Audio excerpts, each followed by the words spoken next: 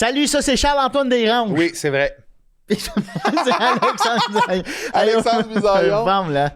On a un épisode très spécial pour vous. Drowster. C'est un photographe très talentueux. C'est un auteur aussi. C'est un artiste visuel. Puis j'ai réalisateur même. Il a réalisé des trucs. C'est vrai? Ouais. On a eu une conversation tellement intéressante sur les voyages qu'il a fait pour prendre des photos, notamment en Corée du Nord. Hey. Il a fait plus de 45 pays avant 30 ans.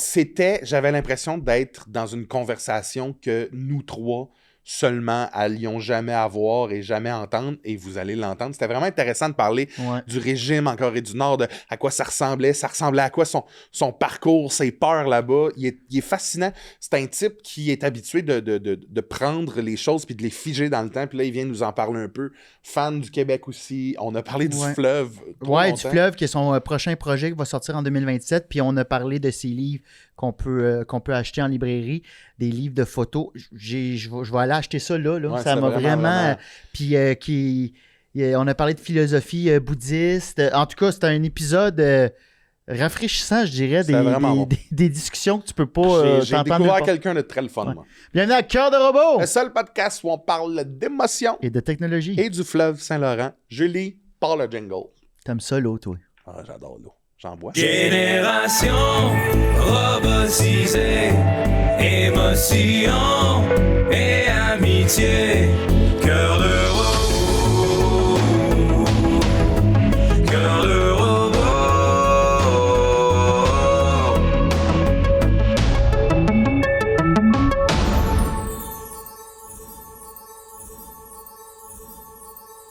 T'as dit une phrase, ça vient me chercher dans le cœur. Ouais, la petite auto ici que j'ai vue dans les. Tu peux la prendre, tu peux. Ouais. Ben oui.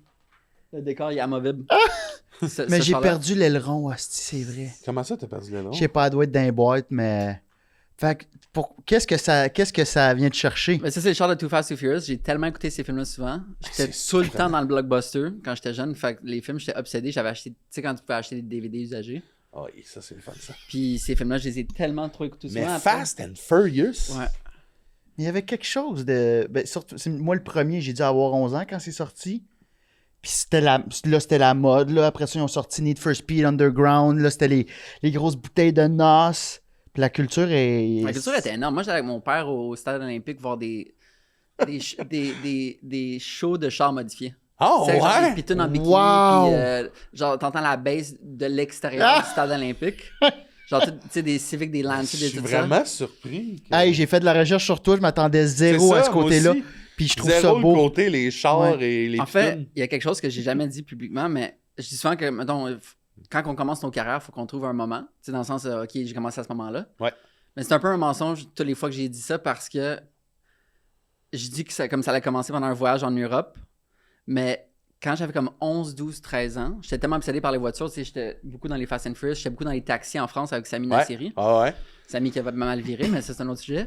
Puis, en gros, j'avais la petite comme point and shoot de mon père, tu sais, Canon, qui sont un peu revenus à la mode depuis quelques années. Ouais. Puis chaque beau char que je voyais, je le prenais en photo. Tu sais, j'étais dans le siège passager ou j'étais en arrière. Puis dans mon ordi, j'avais des dossiers avec tout organisé Acura, avec tous les sous-dossiers de toutes les marques de chars. Fait que j'avais comme un catalogue de toutes les belles voitures du West Island de Montréal dans mon ordi. Puis j'avais un dossier, c'était comme les beaux mags, fait que les belles roues. Fait que ma carrière photo a comme commencé en archivant avec les chars. toutes les belles voitures en du West Island. archivant les voitures de ton Qu'est-ce que quotidien. t'aimes dans les chars? Qu'est-ce que tu trouves beau? Puis maintenant, j'ai maturé un peu, mais je sais pas, c'était juste une passion. J'imagine d'avoir embarqué dans ces films-là aussi, ça te crée ta passion en même temps. Comme tu construis l'avion pendant que tu voles. Mais là, tu vois une belle voiture aujourd'hui, ça te fait plus... Non, là, ça me dégoûte quand même. Ah ouais, hein? Ouais. En fait, attends, c'est pas vrai. Ben oui. Une voiture bien dessinée, là. Mais ça j'ai plus d'intérêt. Comme je vais remarquer, mettons, je trouve que, mettons... Tu sais, les chars de luxe, ça m'attire beaucoup moins parce que je suis comme, c'est tellement cave de mettre autant d'argent puis c'est juste pour flex. Mets ton argent ailleurs. Mm-hmm. Mais mettons, quand Kia a engagé un nouveau designer pour tout refaire leur branding puis tout ça, je trouve ça, OK, wow, le designer, il est vraiment bon. Puis en fait, pendant la pandémie, j'ai accompli un rêve de petit. C'est le rêve que j'avais depuis le plus longtemps de ma vie. J'ai loué une Lamborghini pour une journée. OK. Puis je me suis promené comme... Pendant la pandémie. Pendant la pandémie. OK. Hey, regardez-moi, vous êtes tous dans vos maisons, là, regardez-moi. Ouais. Puis je l'ai conduit genre pendant 14 heures la première journée. Puis après, quand je suis allé à l'aéroport le matin, comme... Puis je m'étais fait des Gaz playlists. ça où? C'est ça, il faut que tu prennes du gaz super, le meilleur gaz, mais il a à toutes les stations-service. Ok, fait que tu le gaz au Shell. Ouais. Ok. Puis c'est vraiment cher, là, parce que c'est un gros moteur, fait que ça consomme beaucoup. Puis j'ai tellement eu de fun, j'avais mes playlists de comme, OK, Lambo matin, Lambo midi, Lambo soir. Tu sais, genre du gros rap vraiment hard. Fait que c'est toute la journée dans ta Lambo. Toute la journée. Je donnais des lifts à tout le monde. Tous mes amis, je leur avais dit d'avance, fait qu'ils devaient aller d'un endroit à l'autre, j'étais leur Uber. Puis je leur amenais à leur game de soccer, assis à ça, je leur faisais un tour de la ville. T'as fait ça à Montréal, genre? Ouais. T'as loué... Attends. T'as loué le Lamborghini à Montréal? Ouais. Mais t'es sorti de Montréal, là. J'allais voir, mettons, pas- mes neveux à l'Écoto en Montérégie, mais pas mal tout Montréal, faire les ponts. Tu sais, le pont Jacques-Cartier en décapotable, c'est quand même incroyable. Wow. Puis le lendemain, je suis comme, OK, j'ai tellement pollué beaucoup pendant cette journée-là. Fait que je suis allé m'acheter un char électrique, puis c'est le char que j'ai maintenant. Maintenant. Je me suis dit, pour compenser, Fait que t'es passé d'un extrême à un autre, ça. là, quasiment. Là. Ben, tu vois, je suis un gros fan de voitures, mais j'ai un char électrique aussi. Fait que je fais Mais c'est ma ça qui est part, fun mais- maintenant, tu sais, c'est d'être dans l'évolution aussi. Hein. Ouais. Puis de... Ah, mais je suis content d'avoir posé la question parce que donc ça vient vraiment du fait que tu archivais. Puis tu vois, moi j'étais capable de. On était en voiture, mettons, j'étais en voiture avec mes parents, j'avais 8-9 ans, puis j'étais capable de caler tous les types de voitures. Ouais, moi aussi. Toyota Puis Corolla. même la RAV4. nuit avec les lumières, c'est fun. Tu sais, ça l'ajoute Vos un parents petit devaient défi. vous aimer. Là. Hey, je fais encore ça Ouais, aujourd'hui. moi Je fais, aussi. ah, ça, c'est une Porsche. Mais Porsche, ils ont tous pas mal le même devant. Là. Puis là, c'est comme, ah, c'est une Macan, ça. Puis à passer, je suis comme, je suis tout seul dans le char, je suis comme, c'était une Macan. C'était Chris de loser, là. Ah non, oui, il y a une beauté là-dedans, il y a un charme. Ouais. C'est une passion. C'est une passion comme une autre. Présente notre invité. Oui, bonjour tout le monde, bienvenue à Cœur de Robot. Merci de nous avoir écouté de parler de char et de Fast and Furious si longtemps. On reçoit aujourd'hui Drowster, je le dis bien. Ouais. T'es photographe, Ouais. artiste visuel. Est-ce que tu te décris d'une autre manière? Y a-t-il un autre titre qui se rajoute à ton nom? Vu que j'ai publié des livres, je dis aussi auteur, mais mettons principalement photographe. Auteur de Ouais. très peu de texte, ça, c'est des On te captions. connaît surtout pour tes photos. Ouais, exact, ouais. J'ai feuilleté un peu, j'ai regardé un peu ce que tu faisais et tout. Puis c'est fascinant à quel point des fois, tu sais, on a l'impression que, mettons, moi, prendre une photo, c'est nul, à chier. C'est à des années-lumière de quelque chose qui peut être beau. Qu'est-ce qui te passionne dans la photographie? Qu'est-ce qui fait que toi, tu sais, tu nous parlais des chars, tu archivais des chars dans ton ordinateur. Est-ce que comment la photographie est venue à toi? En fait, je dirais la raison pour laquelle j'aime autant la photo, je pense que c'est deux raisons. De un, le fait de pouvoir figer le temps. Ouais.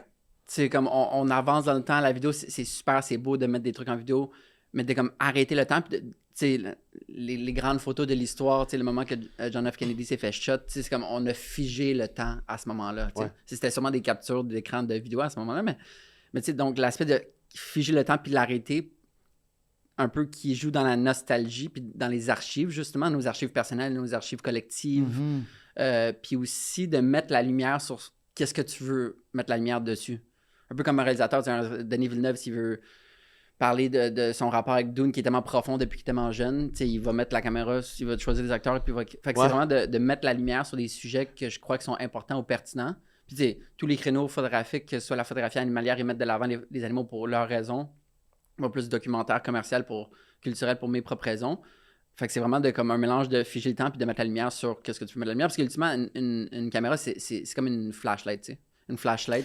Ouais, je t'ai entendu dire ça, puis j'adore ça. Mais c'est littéralement ça, tu sais, c'est comme... C'est ça. On peint avec la lumière, photographier. Photographier, ça veut dire peindre avec la lumière. Tu sais, parce qu'avant, c'était un processus chimique, là, c'est rendu numérique, mais... Donc, ouais, je dirais c'est Mais il y a quand même une... Tu sais, tantôt, quand je disais que moi, je suis nul à prendre une photo, c'est que la différence entre un film, mettons, tu sais, puis de la photographie, c'est que le film, tu as des acteurs, tu as une scène, tu peux reprendre, mais mettons que toi, tu photographies, je sais pas, un événement, quelqu'un qui est en train de faire quelque chose, un animal qui est en train de vivre, c'est là, il faut que tu cliques là, sinon tu le perds. Si les deux, on est à côté, moi, ça va être la merde, puis toi, il va y avoir de quoi. Tu sais, comment tu arrives à savoir quand cliquer? Je sais pas si c'est une bonne question. Si ouais, c'est de l'instinct. C'est vraiment, vraiment de l'instinct. Il y a beaucoup de... Tu sais, les sujets que je décide d'aller plus en profondeur et de faire des livres, justement, qui sont des projets qui durent des dizaines d'années ou des personnes que je veux photographier, c'est vraiment de l'instinct. C'est comme, je l'ai senti dans mon cœur. C'est venu à ma tête. Je suis comme, c'est une bonne idée, je le fais. OK. Il n'y a pas de... T'as pas tant de temps là, avant de planifier ton truc. Là. C'est là, tu cliques, Ben, dans le sens, ça, c'est pour penser à des projets que je vais faire ou, mettons, proposer à des personnes de prendre leur portrait.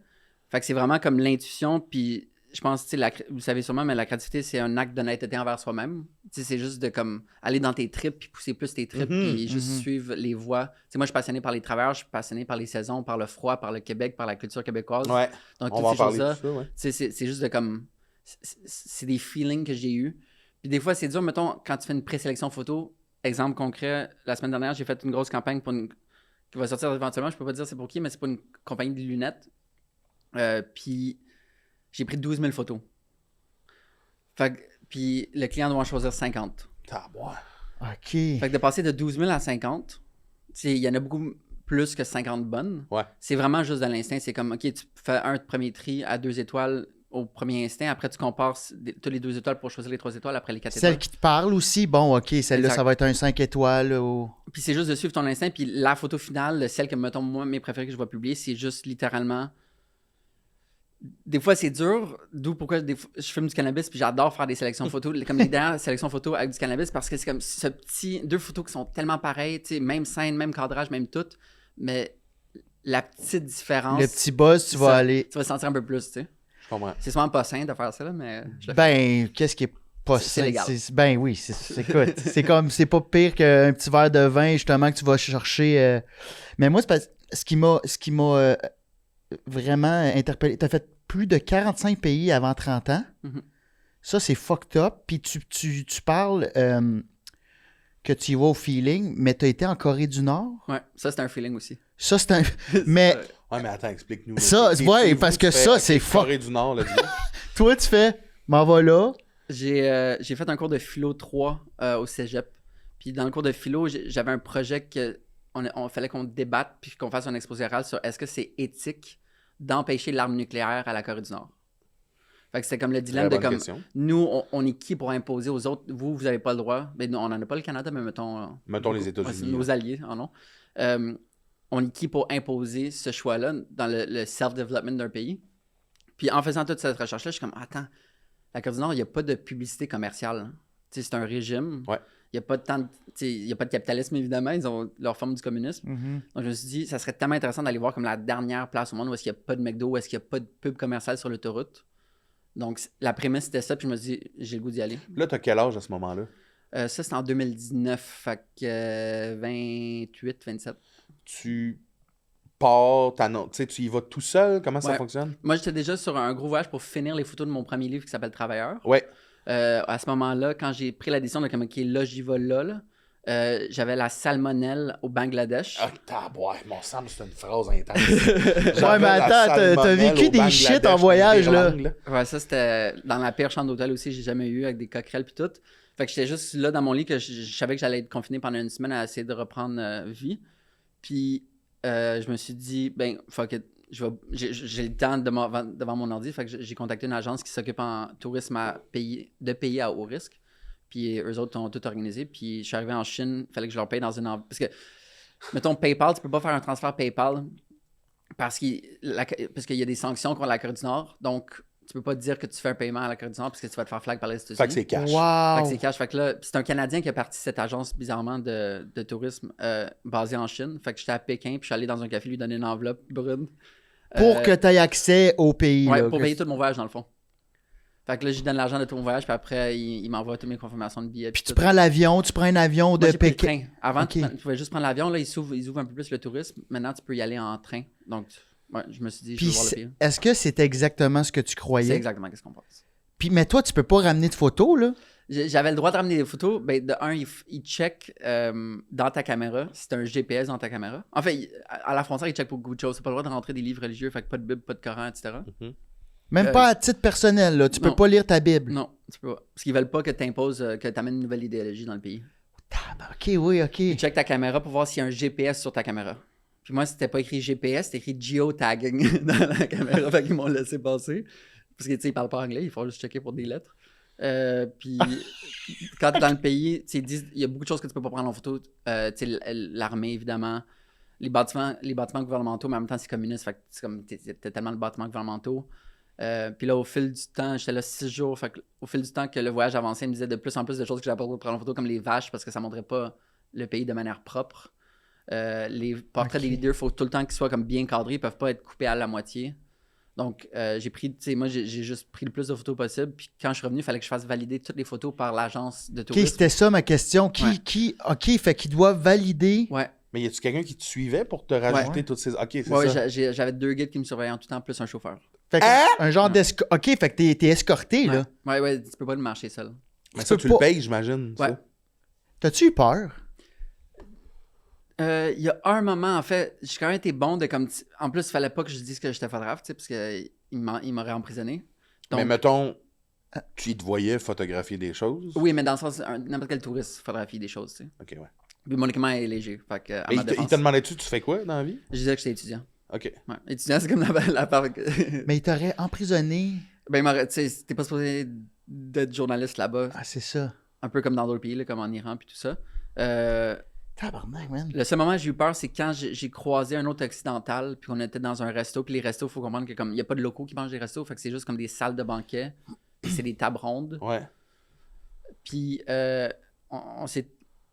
En fait, quand j'arrivais à un resto, j'avais comme ma table qui était déjà toute installée, la seule table qui était installée parmi toutes les tables. Puis là, ils m'ont mis pour la seule fois à côté d'un autre occidental qui faisait aussi un voyage en Corée du Nord. Puis tu sais jamais, c'est comme des micros en dessous des tables, tu sais, parce qu'ils sont tellement parano avec la surveillance et tout.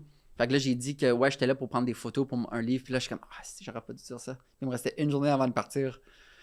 Fait que là, je me croise les doigts qu'il y avait pas de micro, puis qu'ils m'ont pas entendu. Puis là, God bless, je suis sorti du pays.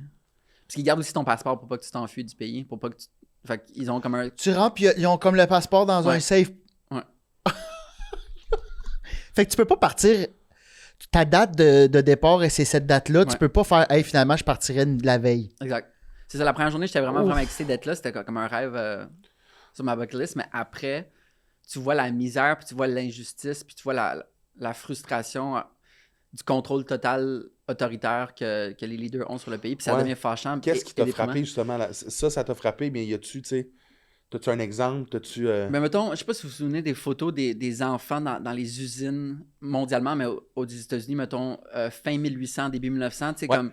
Des travailleurs avec des petits gants, là. Exact, ça, puis des pantalons troués, la face toute avec du salle de charbon, mettons. J'ai vu des enfants là-bas, même pas dans les villes, mais en train, tu croisais des villages que les enfants avaient l'air vraiment, vraiment maganés, vraiment comme en mauvaise santé. Tabarnak. Puis en ville, ce qui est vraiment étonnant, c'est que, tu sais, en tant qu'humain, dès que tu vois quelque chose de différent, ta curiosité est tellement forte que tu regardes. Ouais. Tu sais, si t'as comme grandi dans une communauté blanche, tu vois une première personne noire, tu vas être super étonné. Mm-hmm.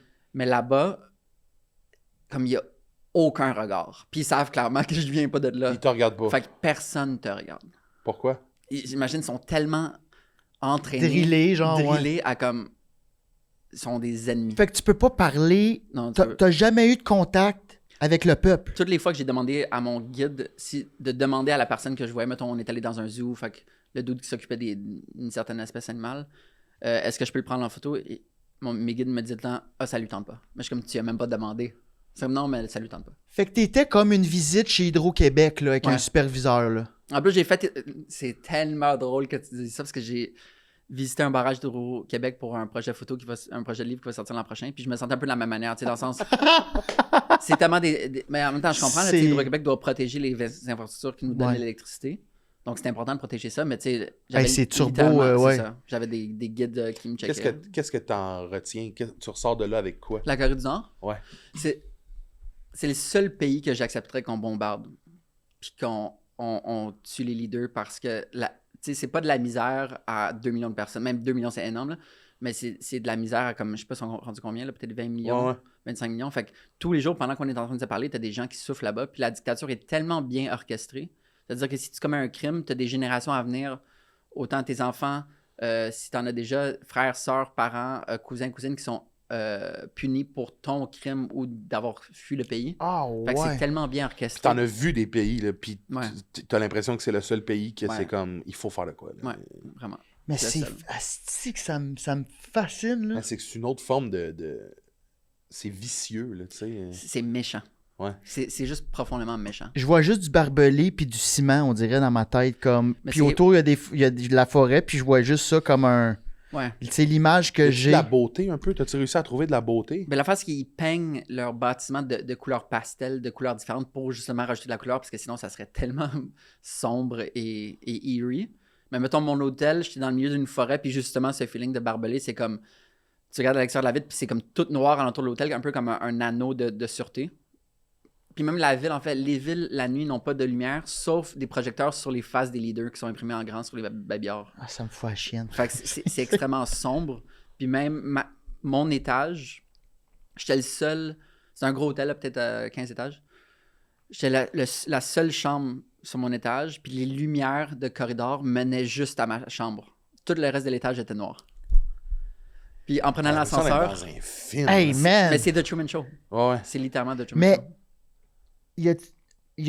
fait qu'il n'y a pas de nightclub, les gens, il n'y a pas de nightlife, Non, y a le monde, rien. il n'y a pas de... Il n'y a pas de restaurant. Dans le sens, il n'y a pas de vie Y a pas- sociale. C'est comme tu travailles puis tu es avec ta famille. That's it, il n'y a pas de culture, il n'y a pas de... C'est du communisme pur, tu sais. Il y a de la culture, par contre. Il y a des musiciens, il y a l'art... Ils ont des hobbies? Ouais. OK. En fait, je sais pas. Je pense C'est pas. ça qui est weird, man. Tu sais, je pense que si, mettons, t'es choisi pour être athlète ou musicien, comme, tu sais, t'es mis sur un piédestal, puis là, t'as le droit. Robot. C'est très robot, là. C'est ça.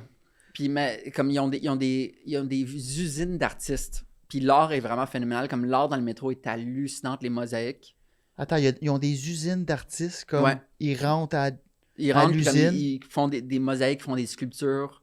Tu sais, ils mettent des sculptures un peu style de cire dans différents endroits des leaders. Puis c'est des statues qui sont énormes, qui sont hyper réalistes, qui font venir comme le sable de la plage, de la côte pacifique pour l'amener, pour que ça soit plus réaliste. Puis à chaque fois que tu es face à une de ces statues-là, il faut que tu bow down en tant que visiteur. Puis même mon zipper de manteau n'était pas attaché, c'est comme il faut que tu attaches ton zipper avant de bow down pour montrer le respect que tu as envers la statue. Mais bref, tu as des usines d'artistes qui créent l'art du pays, puis l'art est comme... C'est fascinant ce que tu me dis. Imagine si tu mettais un gun sur la tempe de quelqu'un, puis tu dirais « fais de l'art ». C'est Fais un comme stand-up en 15 c'est- minutes, ouais, hey, ces c'est- animaux. Ah ouais, Let's go, headline. des gags, c'est Ouais. des labradors. ça va être le meilleur art que tu vas avoir fait de ta Ouais. vie, tu sais. As-tu vu du monde sourire? Y a-tu des rires? J'ai pas vu. T'entends-tu des rires? La seule personne que j'ai vu sourire ou rire pendant tout mon voyage, c'est mon chauffeur. À part ça, j'ai pas vu un rire, pas un sourire. Pendant une semaine. Puis il n'y a jamais un moment où est-ce que t'es comme, mettons, le chauffeur ou le guide, là. Hey, gars, t'es-tu correct? Tu sais, Mais ils choisissent tout le temps deux guides qui sont pas ensemble pour justement l'un puisse espionner sur l'autre. oh fuck! Fait que tu vois comment c'est bright, bien ça, comme c'est bright. Ben, La c'est la stupide, machine mais c'est est bright. vraiment bonne. Ouais. Tu sais, moi, j'ai appris un mot occidental, entre guillemets, à une de mes deux guides. Parce que je parlais, puis comme, ah, c'est quoi ce mot-là? Puis c'était libéral. Puis elle a checké dans son traducteur sur son téléphone. Il n'y a pas d'Internet, mais dans son application coréenne anglais, libéral. Puis elle a vu de l'émission, elle a tout de suite mis son téléphone down. J'ai une question pour toi, parce que tu m'as fait flasher là-dessus que tu dis dans un autre podcast qu'au départ, tu as commencé en étant gamer Ouais. sur Twitch ou je ne sais trop, YouTube. C'est avant, quand Justin TV était avant Twitch. Je sais même pas c'est quoi. Avant mais, Twitch, c'était un autre nom. Ouais. OK, puis tu jouais à tenter de trouver les glitches d'un jeu, fait que tu fonçais dans les murs puis tout ça. Mais on dirait que ta démarche est un peu ça, d'envie de voyager puis un peu aller trouver... Est-ce que c'est ça que tu allais un peu faire, aller trouver le glitch? C'est intéressant que tu dis ça. J'ai jamais pensé comme ça. Parce que moi, quand j'ai vu ça, j'ai fait « Ah, shit, je pense qu'il transpose ça peut-être... Peut-être que faudrait que je demande à ma psy. Ah! Peut-être que oui. Mais je pense que c'est le fait d'aimer les défis. Tu sais, c'est le fait de sortir. J'ai compris tôt, comme mon premier voyage, que dès que tu sors de ta zone de confort, tu grandis tellement vite. Puis tu emmagasines tellement de connaissances, puis peut-être un peu de sagesse, puis tout ça. Donc, je me suis tout le temps challengé à aller dans des pays encore plus difficiles, encore plus difficiles, encore plus difficiles. Comme le seul dernier... J'ai plus le goût de voyager, là, mais... T'as plus le goût de voyager. Non, j'ai plus le goût de voyager. Hein? Pourquoi? J'ai vraiment accompli beaucoup de rêves, puis je suis vraiment bien au Québec. Je me sens mal pour l'environnement quand je prends l'avion.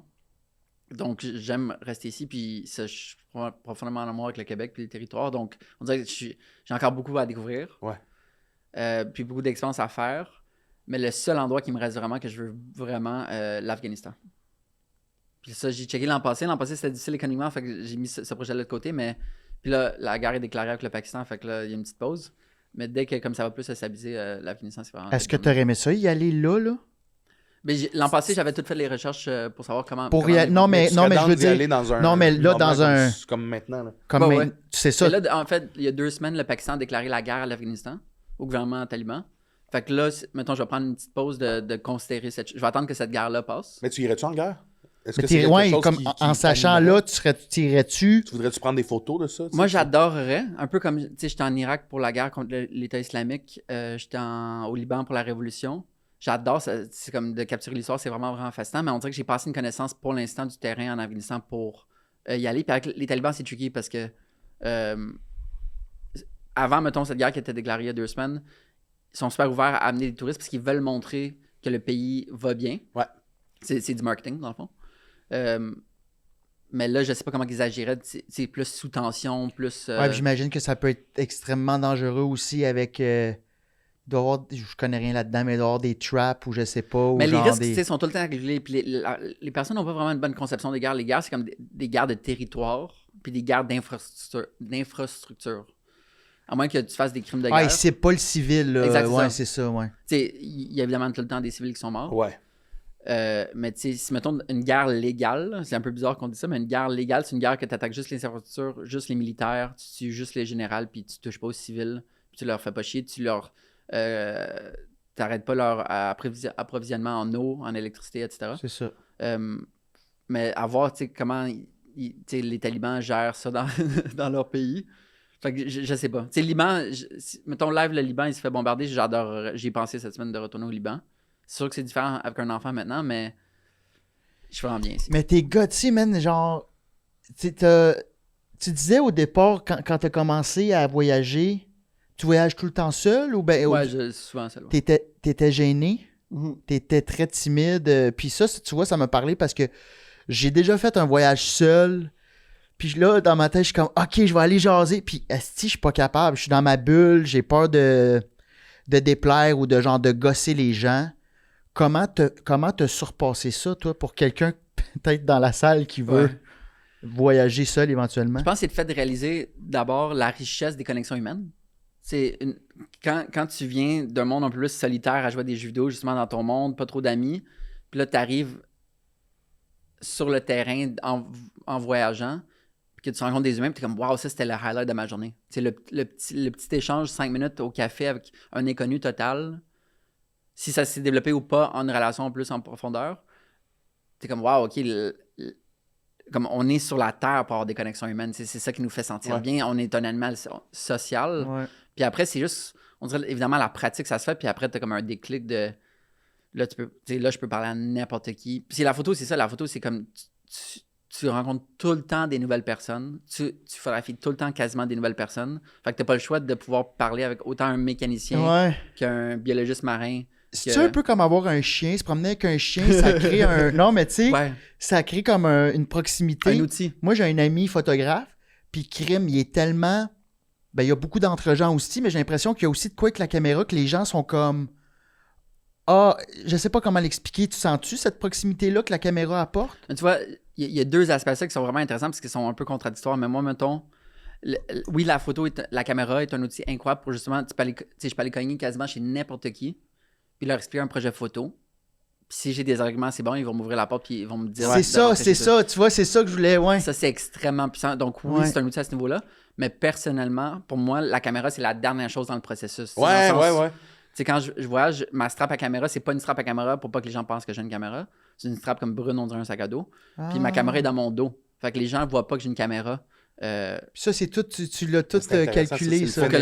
Pour que je les convainque par mon humanité avant de les convaincre par une caméra. Ah, donc oui, okay. Mais en même temps, mon approche... Ouais. Parce que ça peut être intimidant, une caméra. En fait, c'est intimidant pour la plupart des citoyens. Ouais, c'est sûr que oui. Tu dis souvent que... Ben, j'ai lu que tu avais dit que toi, ce que tu veux, c'est raconter les histoires des humains à travers tes photos. Comment tu arrives à cibler ces histoires-là que tu veux raconter? T'sais, mettons, j'ai vu que tu avais fait un livre justement sur les travailleurs. Comment t'en es venu à t'intéresser à ces travailleurs-là? Les travailleurs, c'est spécial parce que j'ai tout le temps été passionné par les travailleurs. Je me souviens au primaire, il fallait faire un dictionnaire des métiers en secondaire 5. En 5e année du primaire. Ouais. Puis j'avais trippé sur ce projet-là. Puis je demandais le temps à mes amis, qu'est-ce que tes parents font dans la vie? Qu'est-ce que tes parents font dans la vie? C'est tout le temps la question que j'ai le plus aimé poser à mes amis.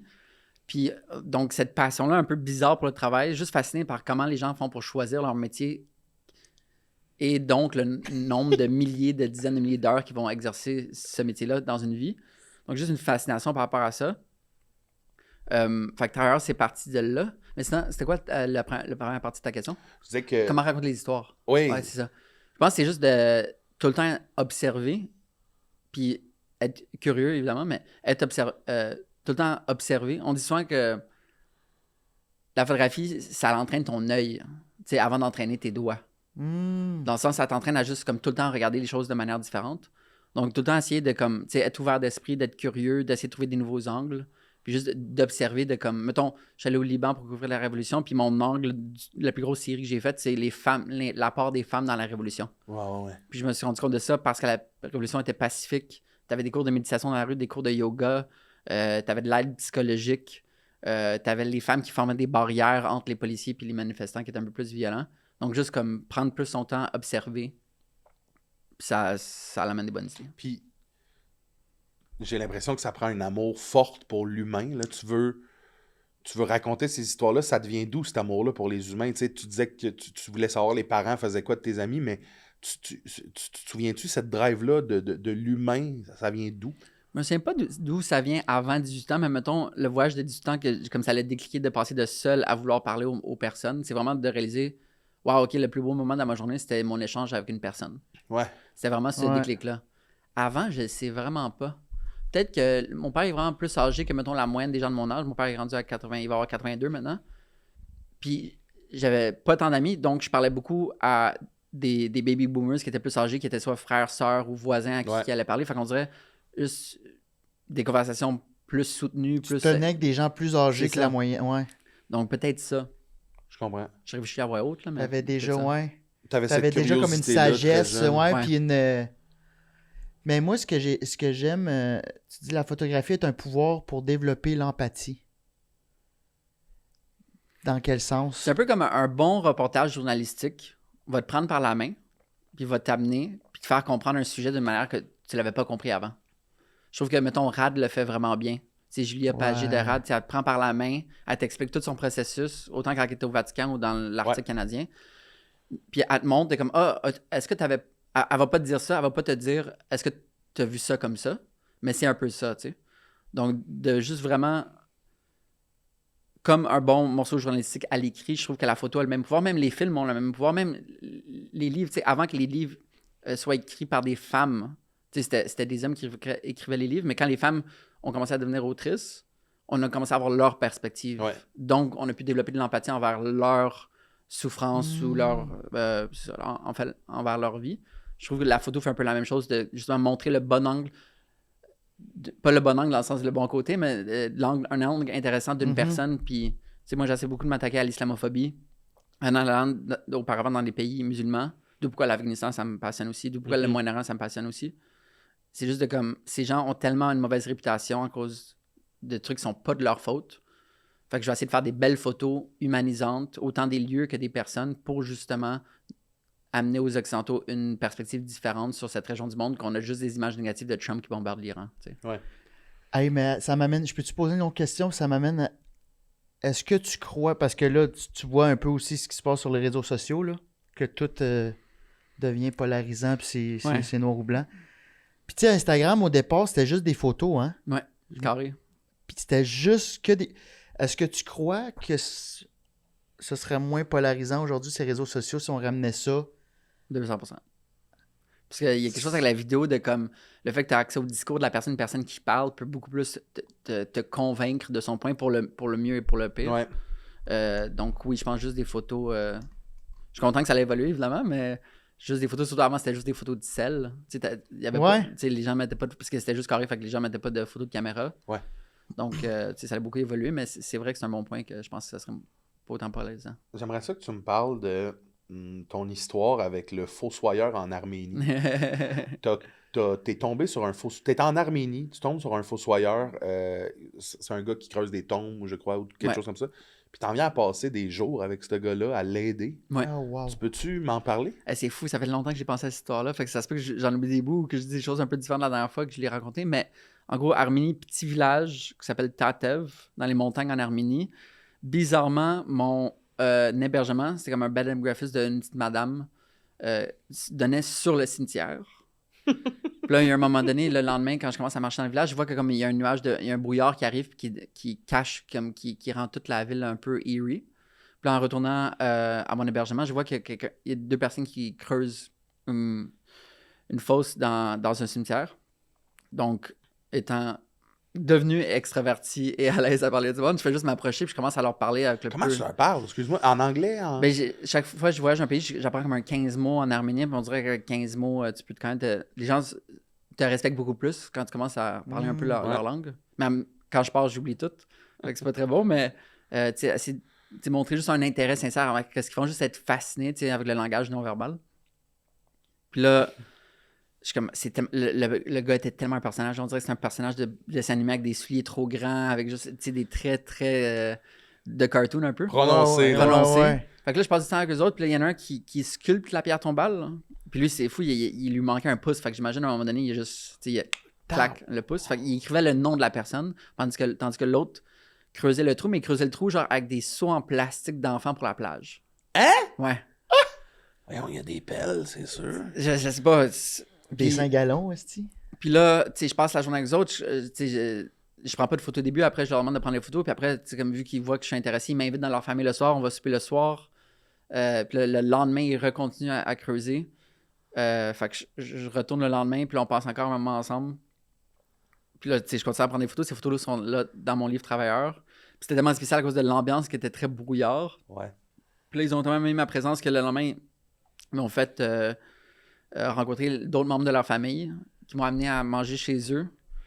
Puis là, l'affaire, c'est que eux autres, j'avais expérimenté ça la veille au souper, mais le lendemain, c'était plus intense qu'à chaque X nombre de minutes pendant le souper, tu prends un gros shot de vodka.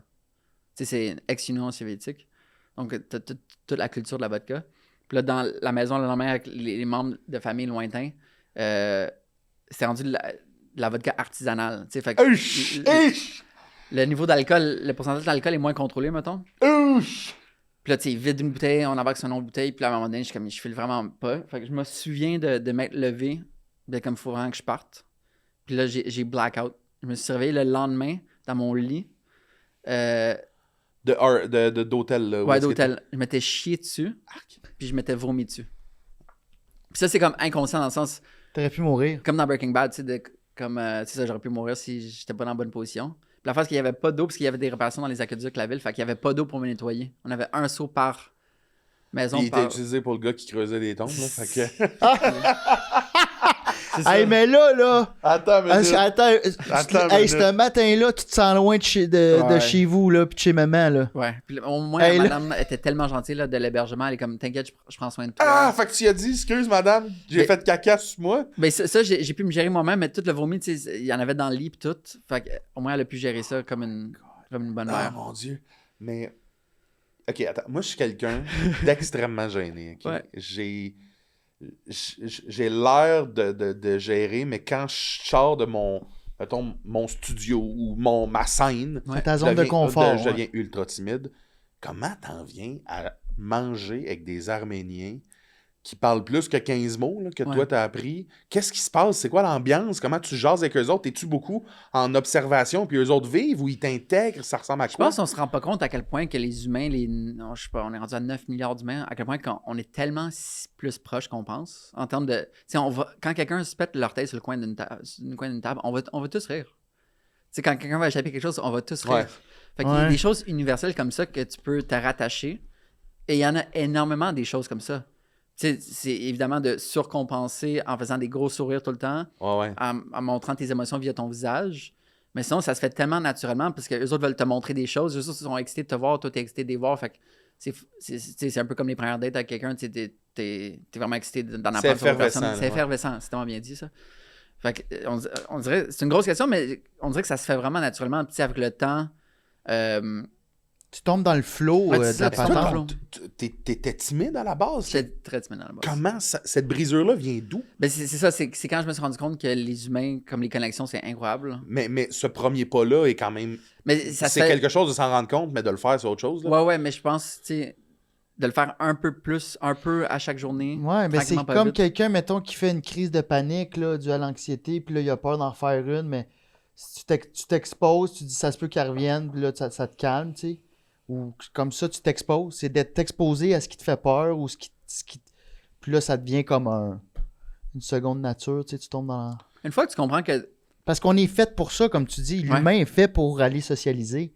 C'est nous, on est cave. Puis l'énorme majorité des personnes sont profondément gentilles sur la planète Terre.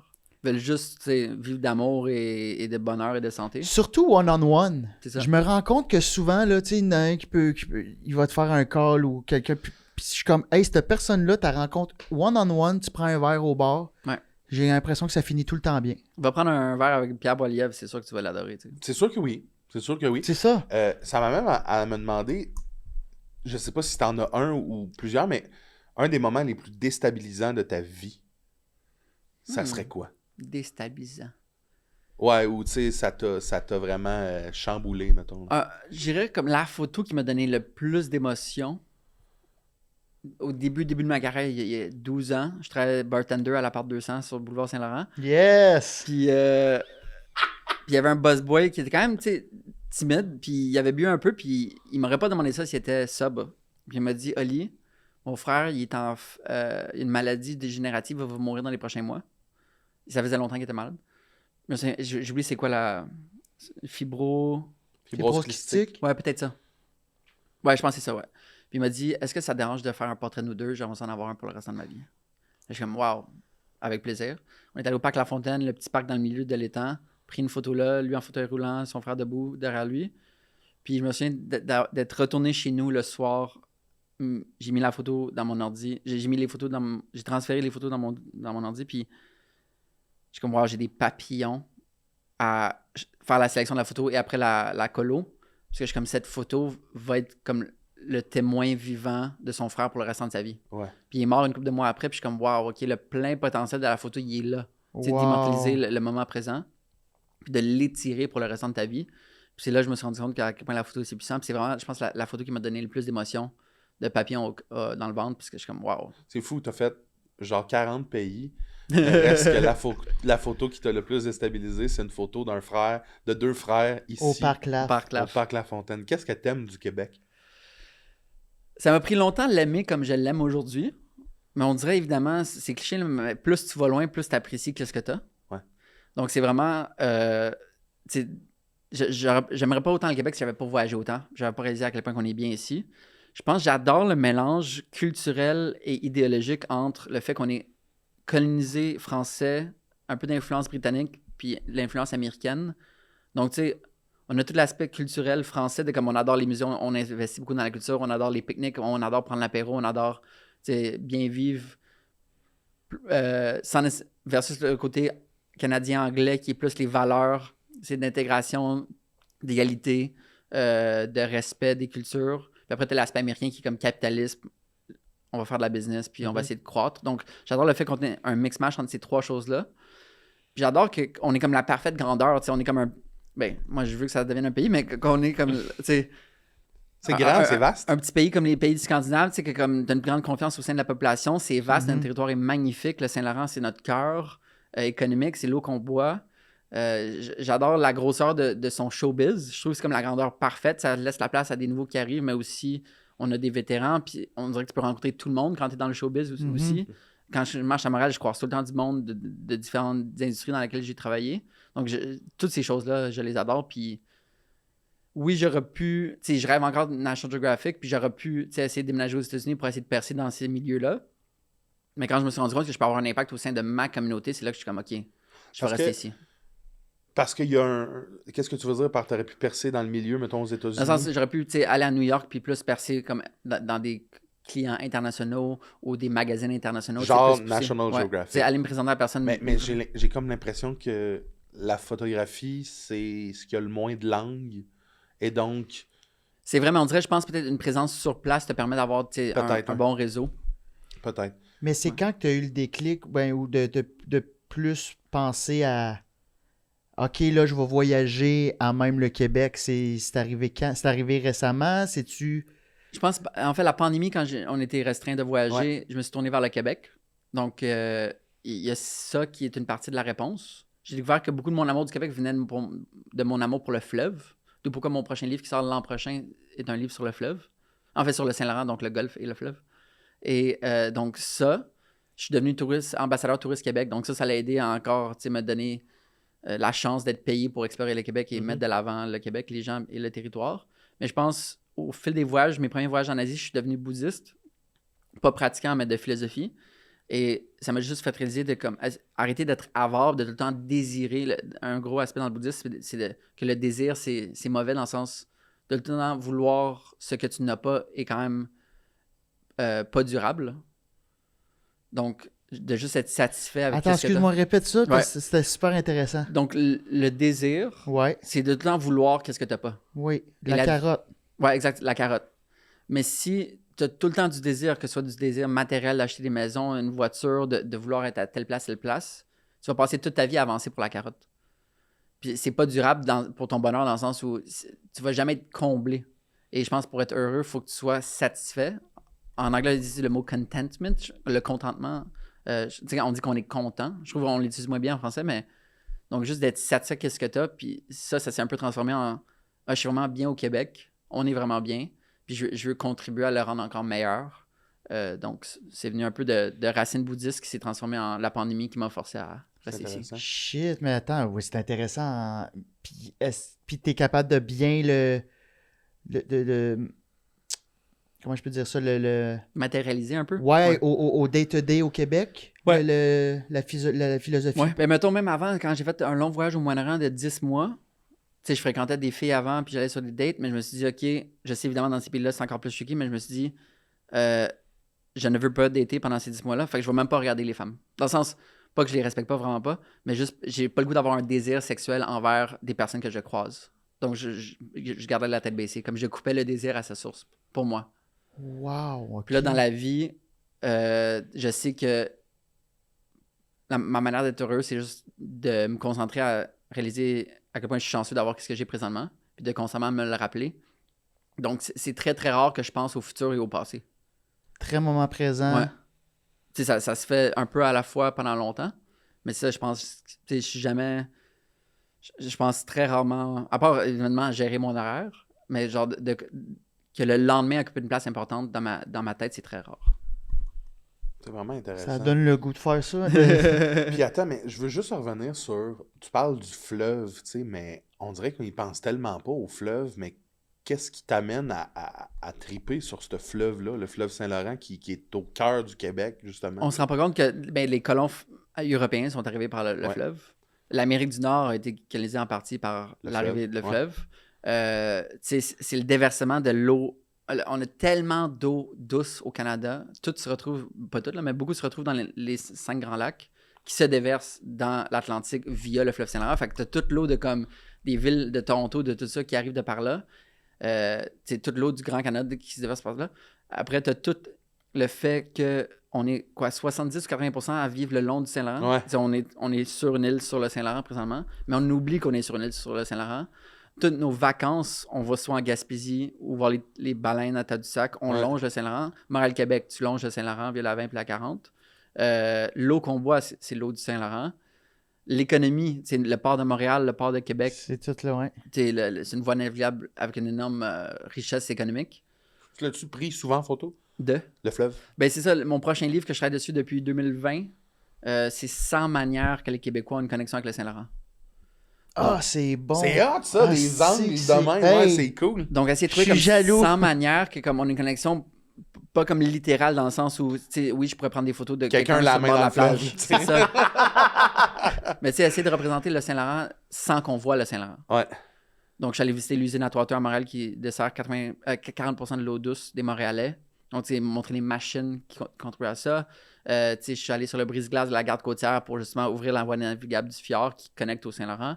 Donc, tu sais, je suis rendu à... J'ai 92% de fini. Je vais finir en septembre. T'as-tu été sa croisière à Mkoui-Godbout? J'ai passé une journée sur le traversier La Matane. traversée, excuse, c'est ça, Matane Matane. Bécombo. Ouais, avec la Société des traversiers du Québec qui m'a laissé. Fait que j'ai pris en photo, tu sais, le commandant, les salles de moteur, tout ça. Fait qu'une journée sur le traversier. Je l'ai pris pour la première fois cette année, puis j'étais comme, man, c'est un centre d'achat. En arrière, en plus, Sur avec le la fleuve. baie vitrée, là, c'est fou. Puis là, t'as une petite boutique, ouais, la biverie, après ça, une petite boutique, cafétéria. Ton petit tray. Manger un burger, après ça, je suis allé m'acheter de la merch. Mais c'est quoi ton endroit préféré au Québec, de tous les endroits que tu as visités? À date, ton coup de cœur? Ça, c'est difficile.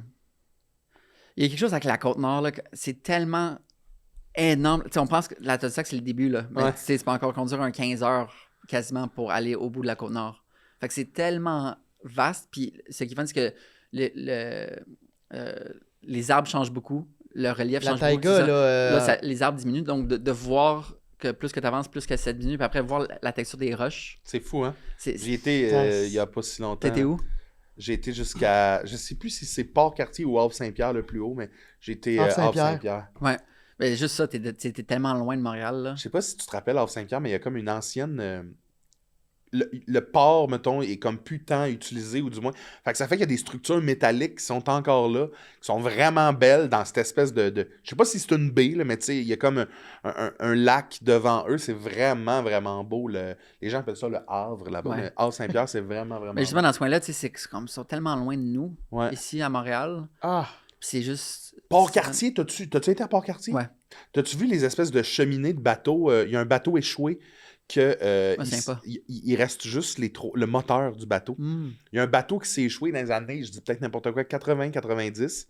Puis avec le temps, les gens ont été chercher des pièces ou les intempéries ont fait que il reste juste un moteur. Mais tu es assis, mettons, sur un banc à Port-Cartier. Derrière toi, il y a un restaurant, puis tu vois au loin le moteur qui a l'air d'être dans le milieu du fleuve. Là, tu vois le moteur qui est là, qui a l'air d'être 3 statues figées là. C'est vraiment intéressant. C'est un moteur de bateau, mais tu as l'impression que ça fait partie du décor. Tu as l'impression que c'est de la nature. C'est super intéressant. Puis moi, j'y avais été en 2016 avec l'école de l'humour, puis il restait beaucoup plus de parties du bateau.